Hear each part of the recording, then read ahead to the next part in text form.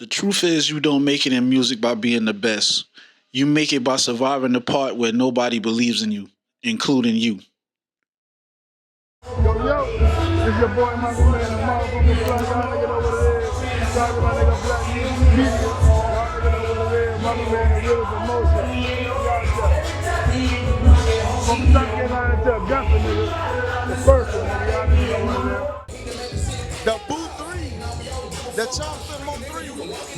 Get with me, get active, nigga. Open mics sit at a strange crossroads in the music industry.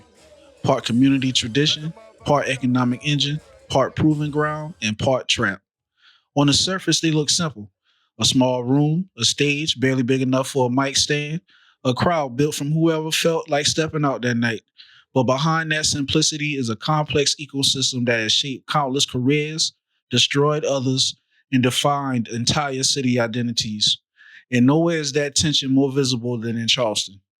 Charleston's music scene isn't like Atlanta, New York, or LA. It's smaller, tighter, more political, and more personality driven.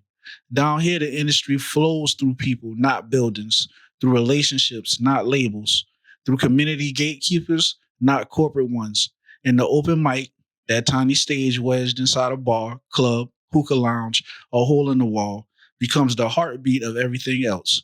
If the music industry is a city, the open mic is the neighborhood kitchen, the place where everything starts, everything ends, and everyone passes through sooner or later. The good. Why open mics still matter. First, the good.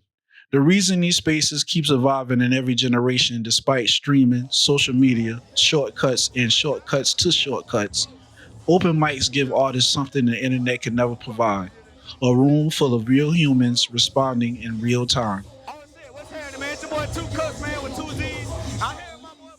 An artist can spend weeks perfecting a song, posting clips, chasing algorithms, but none of that will ever replace the moment when a stranger nods their head to your beat or when the crowd cheers a bar you didn't even think was the strongest. Open mics are where you learn not what sounds good, but what connects. In Charleston, that matters even more because the city has always been divided by neighborhoods, history, and culture. The open mic becomes a neutral ground. West Ashley, North Charleston, Somerville, and downtown all squeezed into the same room, watching the same stage. It's one of only is one of the only places where artists from a block with no resources can stand next to an artist with a manager, a marketing budget, and a clean music video. The playing field gets leveled under those lights. Then there's the community aspect. For a new artist, performing at an open mic isn't just performing, it's joining a network. You meet producers, videographers, promoters, other artists, small brands, people who believe in your work before you even know how to believe in yourself. That's the real currency. Those relationships become features, shows, collabs, and eventually opportunities. And promoters like Mugga play a critical role. They're not just booking artists, they act as cultural traffic directors. They decide who gets seen early, who gets pushed harder, who gets the first real look. In places like Charleston, a promoter's cosign can mean more than a playlist placement. Open mics give the platform to identify raw talent and give it a home. And finally, the open mic is honest, brutally honest. It forces artists to face themselves, their weakness, and their growth. It's not glamorous, but that's the point. It's a classroom disguised as a show. The bad, what open mics don't tell you.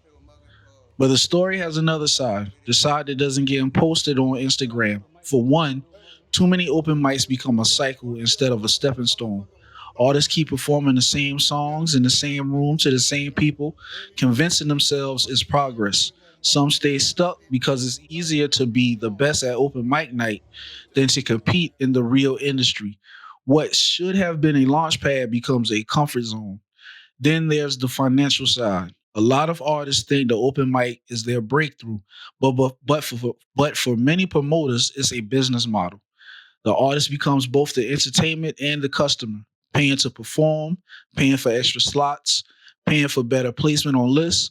None of it is inherently wrong. Promoters have rent, staff, security, venues, and risks, but it creates a dynamic where the line between opportunity and exploitation can get blurry. Charleston amplifies this problem because the scene is small. When a city only has a handful of places to perform and only a few influential promoters, the open mic becomes a gate rather than a gateway. If you're not connected, you're invisible. And on the flip side, if you're connected, you get pushed no matter how much work you've put in. That creates a hierarchy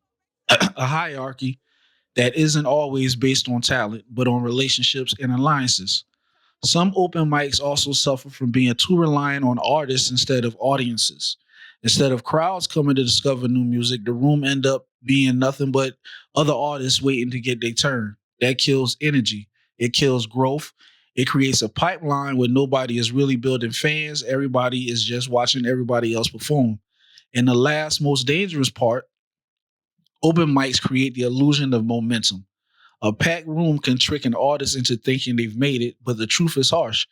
Being popular in one room doesn't mean you exist anywhere else.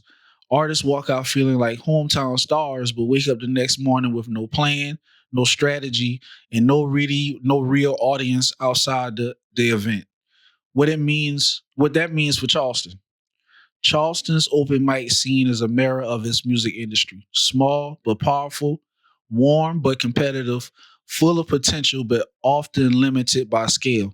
It's a place where dreams are born, skills are sharpened, networks are built, but it's also where many artists plateau, where the city politics play out in real time, and where the line between community and competition is paper thin. Open mics aren't good or bad. They're both. They're necessary and they're imperfect. They're the first chapter, but never the last. And that's the story of that's the story in Charleston right now. A city trying to grow an industry out of small rooms and big personalities, using open mics as a doorway to something larger. Whether an artist walks through the door or circles it forever depends on how they navigate both sides of the coin.